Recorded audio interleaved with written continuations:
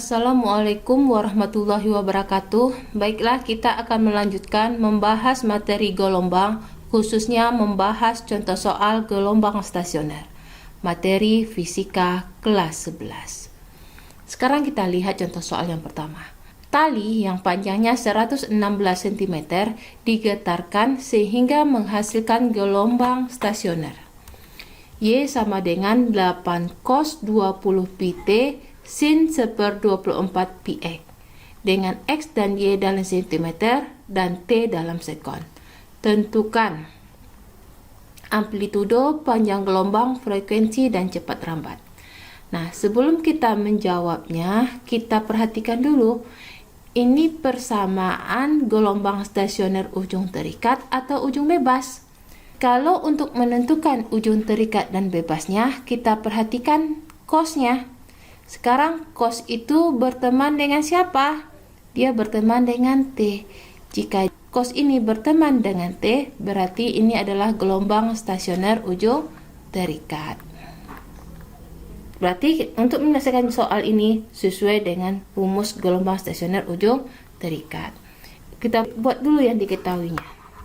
Y sama dengan 8 cos 20 pt sin 1/24 px, di mana yang 8pi ini adalah 2a cos, kalau t itu temanya adalah omega, cos omega t, sin, kalau x itu berteman dengan k, berarti yang 1/24pi ini sama dengan K, 20pi ini sama dengan omega.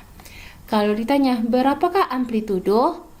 Kalau ditanya amplitudo A itu, maka A itu adanya di dalam 2A ini. Jika 2A itu adalah 8, maka A-nya itu sama dengan berapa? Ya, 8/2. Dapatlah 4. Apa satuannya?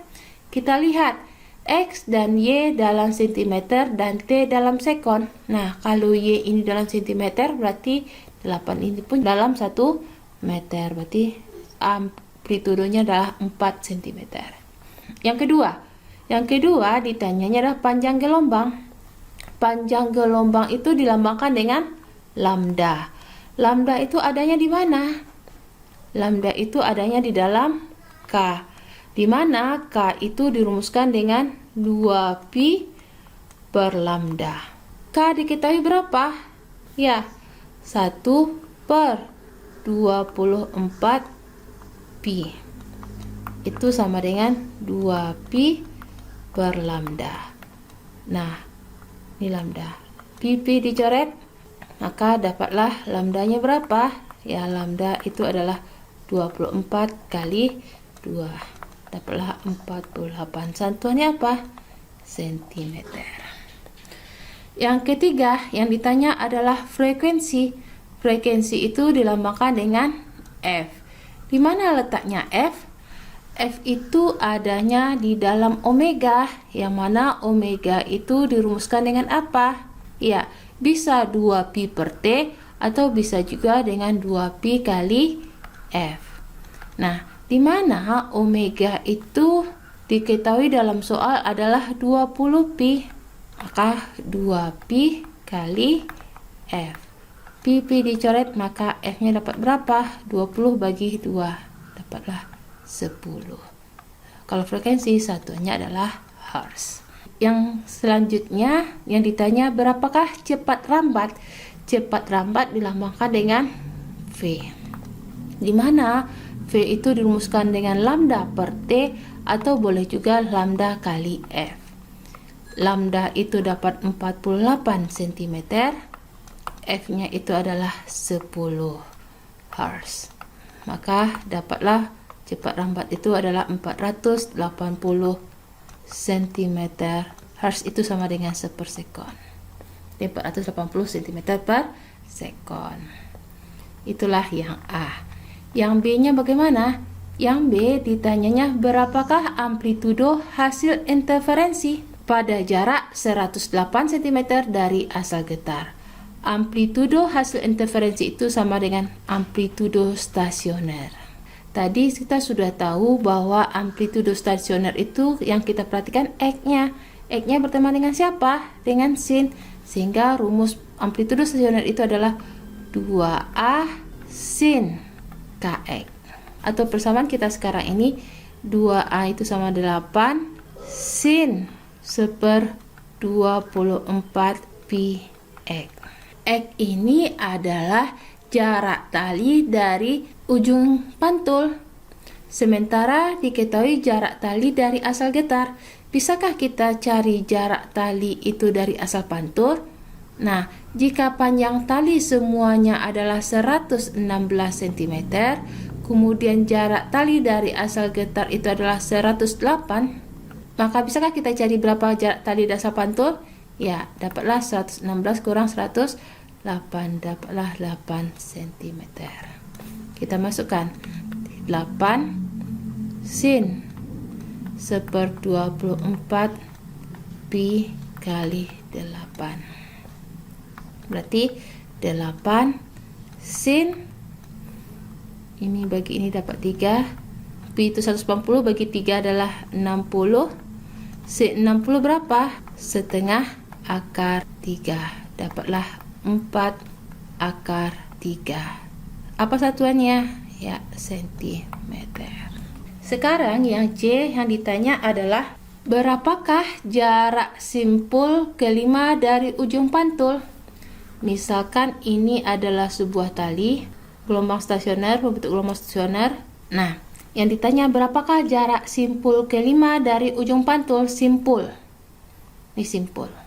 Ada dua cara untuk menentukan jarak simpul kelima ini. Ada dua cara. Bisa pakai rumus, bisa juga pakai analisa. Bagaimana cara menentukan, cari rumus dulu? Kita cari yang menggunakan rumus dulu. Jika jarak simpul kelima, berarti rumusnya selalu 2n lambda per 4. Kalau simpul itu tambah 1 atau tidak? Kita perhatikan gambar ini.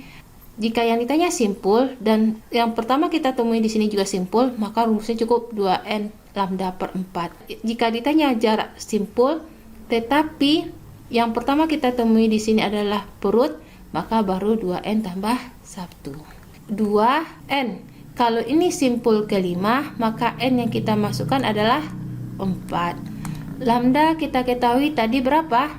Ya, 48 cm per 4. Ini coret, dapatlah 2 kali 48, dapatlah 96. Apa satuannya? Sentimeter. Ada cara lainnya? Bisa juga. Cara lainnya bagaimana? Analisa.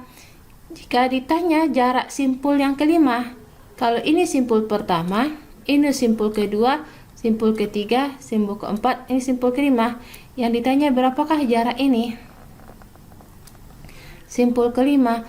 Kalau jarak simpul kelima ini ada berapa gelombang?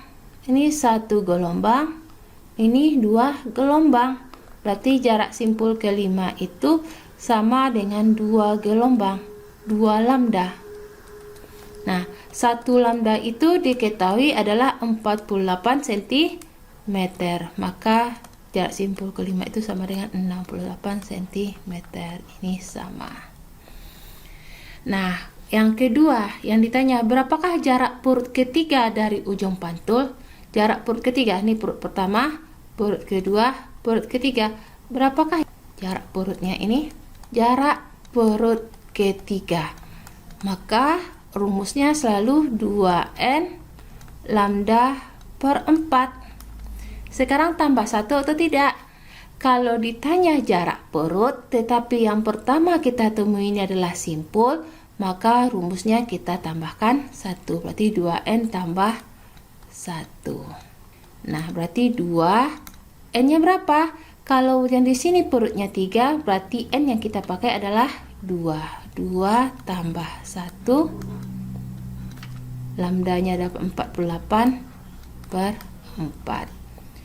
Ini dapatlah 12.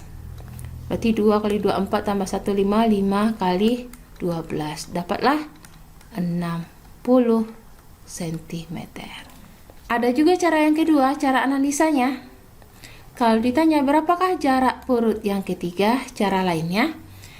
Kalau jarak perut ketiga, ini sama dengan ini, 1, 2, 3. Ini ada berapa gelombang?